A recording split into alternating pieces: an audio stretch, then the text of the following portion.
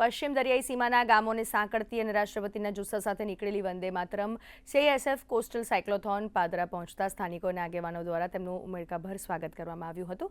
આ યાત્રા 28મી જાન્યુઆરીએ કચ્છના લખપતથી શરૂ થઈ હતી, જેનો ઉદ્દેશ્ય ફિટ ઇન્ડિયા, સુરક્ષિત તટ, સમૃદ્ધ ભારત અને મહિલા સશક્તિકરણનો છે। પાદરાની નારાયણ પાવરટેક કંપની ખાતે સાયક્લોથોનનું સ્વાગત ધારાસભ્ય ચૈતન્યસિંહ ઝાલા, CISF વડોદરા યુનિટના સિનિયર કમાન્ડન્ટ કૃષ્ણકાંત ભારદ્વાજ, ગામના આગેવાનો તેમજ વિદ્યાર્થીઓએ કર્યું હતું।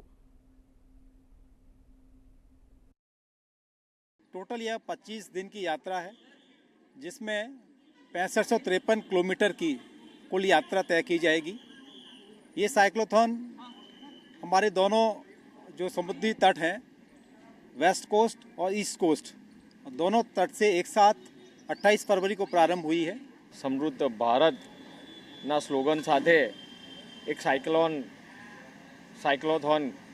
કરવામાં આવ્યું છે, જે ભુજના લખપતથી ચાલુ કરીને